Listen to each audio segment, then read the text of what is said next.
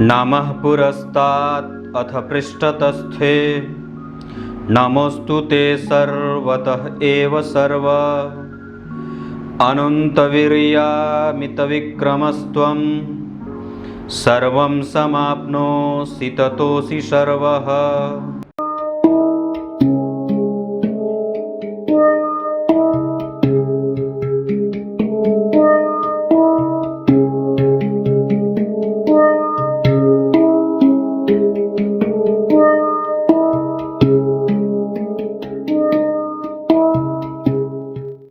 प्रिय दर्शकों नमस्कार। एक बार फिर से उपस्थित हूँ आप सबके सामने रविवार के बाद सोमवार के कार्यक्रम में। कल के कार्यक्रम में मैंने परविंदर कुमार जी की कुंडली का विश्लेषण किया था। अगर परविंदर जी आपने नहीं देखा है तो जा करके कल का कार्यक्रम अवश्य देखिए, रविवार वाले में। शुरू करते हैं आज का कार्यक्रम। आज मैं आप लोगों के सामने सिंह राशि के जातकों के लिए ये सूर्य का जो राशि परिवर्तन हुआ है वो कैसा है ये बताने वाला हूँ। जैसे ये अभी का वर्ग चार्ट है, मतलब अभी जो ग्रह की अभी स्थिति है, जिसमें सूर्य सिंह राशि में गोचर कर रहे हैं, बुध कन्या राशि में अपनी राशि में, केतु जो हैं वो आ गए अब तुला राशि में ही हैं कब से, शनि स्वग्रही हैं, वक्री हैं ये, गुरु स्वग्रही, मतलब टोटल मिलाकर के अगर आप देखेंगे तो बुध, सूर्य और शनि और गुरु ये चार ग्रह अभी अपनी ही राशि में गोचर कर रहे हैं। और राहु मेष राशि में, मंगल अभी वृषभ राशि में गोचर कर रहे हैं, चंद्रमा तो खैर बदल जाते हैं, वृषभ मिथुन के हैं, शुक्र कर्क राशि में गोचर कर रहे हैं। जिसमें से महत्वपूर्ण तरीके से गोचर का मतलब होता है कोई भी ग्रह एक खास समय तक के लिए एक राशि में गोचर करता है, मतलब उसमें वो चलता है। सूर्य अभी सिंह राशि में चल रहे हैं, एक महीने के बाद मतलब 17 सितंबर तक ये सिंह राशि में रहेंगे, उसके बाद फिर ये कन्या में आ जाएंगे, फिर एक महीने के बाद तुला में, फिर ऐसे ऐसे ये एक माह तक विभिन्न राशियों में रहते।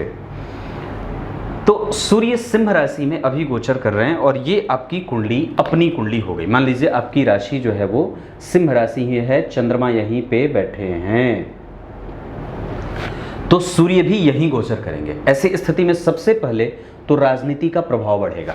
व्यक्ति पॉलिटिकली अपने आप को करेक्ट कर सकता है, पॉलिटिक्स में उसके रुझान बढ़ सकते हैं, राजनीति की खबरों में उसकी दिलचस्पी बढ़ेगी और उसका दिमाग भी स्वतः बहुत सारी चीज़ों को सोचने पे और विचार करने पे मजबूर होगा।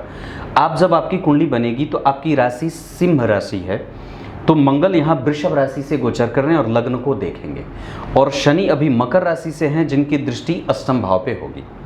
मान के चलिए मैं अभी सूर्य की बात अगर जहाँ तक कर रहा हूँ, तो अभी चूंकि सूर्य और की स्थिति आपकी कुंडली में जब लग्न पे आएगी तो स्वास्थ्य से संबंधित समस्या बन सकती है, जैसे दांतों का दर्द, नेत्रों की समस्या, बालों का झड़ना, बालों से संबंधित समस्या, उसके बाद नेत्रों में पानी आने की समस्या। इसके साथ साथ व्यक्ति थोड़ा ईगोइस्टिक हो जाए, गलती की करने के बाद भी क्षमा ना मांगे, उसके बाद वो थोड़ा रूडली बिहेवियर करने वाला हो जाए, और साथ ही साथ किसी भी तरीके से अपने आप को बहुत ही ज़्यादा अहमवादी नेचर को अभी अगले एक महीने तक अपने अंदर बढ़ाने की स्थिति में नहीं जाना चाहिए। चुपचाप शांति से अपने आप को बहुत ही ज़्यादा सोबर नेचर का बना लीजिए। एक महीने तक अगले बहुत ज़्यादा किसी को उत्तर देने के पीछे ना जाइए। धन वगैरह के लिए ये कुंडली अगर सिंह राशि की है तो बहुत ज़्यादा उस पर तो असर नहीं होगा, लेकिन हाँ दाम्पत्य में किसी भी तरीके की समस्या ना हो इसका ध्यान रखना चाहिए, स्वास्थ्य कमज़ोर ना हो इसका ध्यान रखना चाहिए, अलग तरीके का प्रभाव बढ़ेगा, महत्वाकांक्षा ऊंची होगी और सफलता के मौके भी मिलेंगे। सिंह राशि ही बनी और सिंह राशि में ही सूर्य का आना, अपनी ही राशि में आने से व्यक्ति के पास उसका दायरा बढ़ेगा, वैचारिक मतभेद से विजित होगा, जो काम अभी तक रुका हुआ था उसमें सफलता मिलने के योग बनेंगे। इसके साथ साथ व्यक्ति जो है वो लोगों में प्रचारित होगा, उसके प्रभाव में विकसित होने की स्थिति बढ़ेगी, और साथ ही साथ वो कई तरीके से अपना प्रभाव और भी ज़्यादा मजबूती से समाज के सामने रखने वाला होगा। अगले एक महीने तक अगर चाहते हैं तो आप अपने प्रभावों को और भी ज़्यादा मजबूती से स्थापित करने के लिए किसी भी तरीके का कोई काम, जैसे राजनीति में हो, जैसे धार्मिक क्षेत्र में हो, जैसे सामाजिक क्षेत्र में हो, जैसे आर्थिक लेवल पे कोई भी ऐसा काम जिससे बहुत सारे लोग प्रभावित होते हों, आप ये काम कर सकते हैं। सिंह राशि में ही सूर्य का गोचर आपके लिए बहुत ज़्यादा मानसिक स्तर पे थोड़ी बहुत अकुलाहट देते हैं, जैसे वो गर्माहट देंगे, क्रूरता बढ़ेगी, वाणी थोड़ी प्रभावकारी हो जाए और बहुत ज़्यादा व्यक्ति गंभीरता से अपने निर्णयों को प्रभावित और फलीभूत करना चाहता है। दरअसल वो किसी से भी प्रभावित अभी नहीं होना चाहता, अपने निर्णयों को दूसरों के ऊपर लागू करने के लिए ये एक अच्छा समय हो सकता है। कोई नया काम करना हो, आप आराम से, अभी आपके पास पराक्रम होगा, अभी आपके पास बल होगा, अभी डेली बेसिस का इनकम भी आपका बढ़ेगा और साथ ही साथ आपका रोजगार भी नए तरीके से फ्लरिश करने की स्थिति में जा रहा है। एजुकेशन वगैरह में थोड़ी सी समस्याएं हो सकती हैं, इस वजह से खूब मेहनत करने की आवश्यकता अगले 1 महीने तक रहेगी। कोई परिणाम अगर आपने पीछे दिया है, उसमें परिणाम प्राप्त करने के योग बनेंगे, आपका प्रभाव बढ़ेगा समाज में और आपकी चर्चा जगह जगह पे हो सकती है।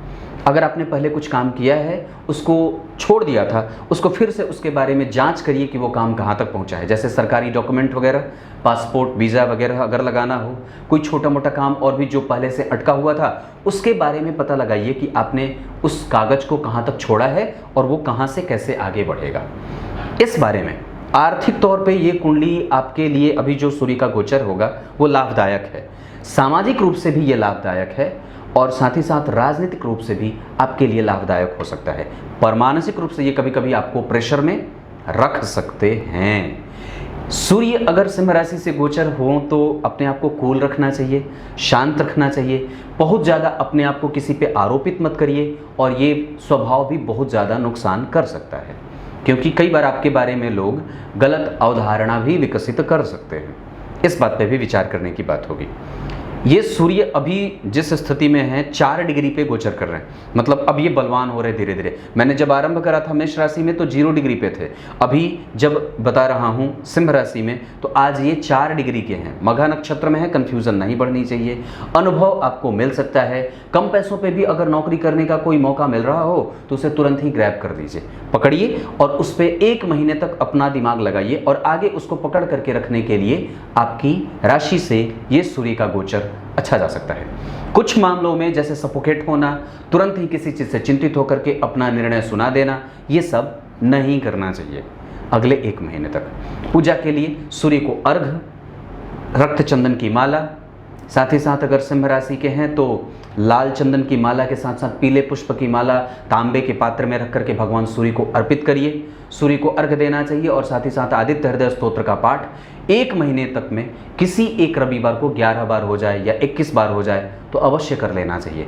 महाभारत के वन पर्व का पाठ अगर हो सके तो कर सकते हैं। इसके अतिरिक्त अगर हो सके तो आदित्याय नमः का जप भी किया जा सकता है। साथ ही साथ उड़द अगर हो सके या मसूर, अगर दोनों में से ना मिले तो मसूर की दाल अगर हो सके तो दान कर लेना चाहिए। अगर बन पड़े तो गाय की सेवा, रविवार को फल अगर अर्पित करेंगे तो इससे भी बहुत ज़्यादा रविवार बड़ा अच्छा बीते। उसके अतिरिक्त अगर हो सके तो सबसे बढ़िया होगा रविवार को गाय को फल और रविवार को नमक का सेवन बंद कर दीजिए। ये 2 चीज़ें आपके लिए बहुत ज़्यादा लाभदायक हो सकती है। अब आइए आपको गीता जी के श्लोक का अर्थ बता देता हूँ। 11वें अध्याय के 40वें श्लोक में भगवान ने बात कही है। हालांकि भगवान नहीं, अर्जुन ने यहाँ भगवान को अति विक्रमशाली कहा है और कहा है कि आपको मैं संपूर्ण दिशाओं से प्रयुक्त होकर के आपको आपके चरणों में कई हजार बार दंडवत प्रणाम करता हूँ। ऐसा कह के अब आगे की बात कल के कार्यक्रम में। तब तक के लिए बहुत बहुत नमस्कार।